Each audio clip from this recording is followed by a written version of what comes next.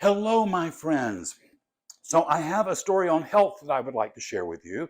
It happened a long time ago when I had just gotten out of college. I moved back to Macon, Georgia for the summer, and it was a hot, miserable, humid summer. Around July, I came down with a bad case of laryngitis. I could barely speak above a whisper. For a week, I didn't bother with it, just thinking it would go away. My mom and her friends at the beauty shop, they came up with every kind of home remedy, suck on a lemon, put Vicks Vapor Rub on the bottom of my feet.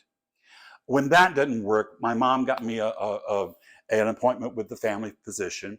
He gave me some medicine, but didn't seem to help at all. Finally, my mom made an appointment with the specialist in Macon, the ear, nose, and throat guy, and I went to see him. And I remember him being just so full of himself. He was a middle-aged guy. He came into the room. He barely acknowledged to me. There was a nurse with him who was taking notes the whole time. He came over and wrapped my tongue in gauze and pulled it really hard. And he looked down my throat for a moment and he announced, he says, "You have a paralyzed larynx. You will never speak in a normal voice again." And he was out the door.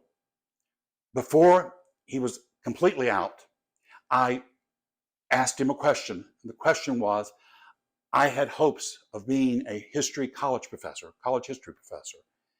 And, how would I be able to do it with this condition? And without breaking a stride, he turned around and looked back at me and said, "Then you had better learn sign language." His pronouncement sent me in an emotional tailspin. I remember what my life had been, just an open highway full of great possibilities. It just shuttered down into nothing. I stayed depressed for a couple of weeks. Finally, a friend of mine who lived in Atlanta, she had just had a little girl who was 2 or 3 years old. The little girl had ear and nose and throat problems, and so she had gone to this doctor. And she called me up. She says, "You got to see this guy.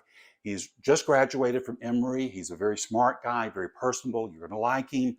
And he's got the latest technology. Come up here and see him." In fact, she made me an appointment. I went up to see him, and sure enough, he was really a wonderful guy. He sat down, he talked to me, he heard my whole story about what I had been through.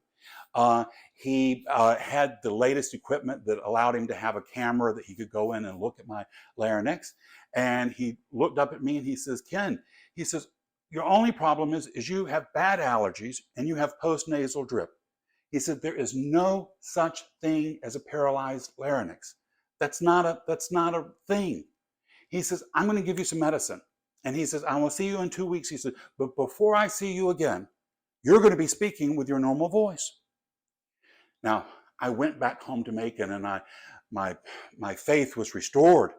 I got the medicine and I started taking it. And within 24 hours, I could talk again. I remember going to pick up a friend that in Macon, and when I saw him, I just yelled out because I was so happy to be able to speak again. 2 weeks later, I went back to Atlanta to see him, kept my appointment, and he asked me when my voice had come back. And I told him, I said, "Well, it was less than 24 hours. He sat back on his stool and he looked at me and he said, "The medicine shouldn't have even been in your system by then." He provided a healing for me, but it wasn't in the nasal spray. It was in his faith that I could be healed.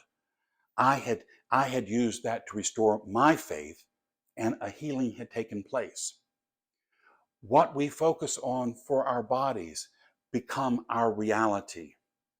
And when we know we are living in purpose, when we have something to create and something to bring about, making the world a better place, we're going to find a way to live and to live well and to live in love and joy and creativity. It's what we've come to do, and we can do it. This is the truth in your life today. It's the truth in mine, and so it is.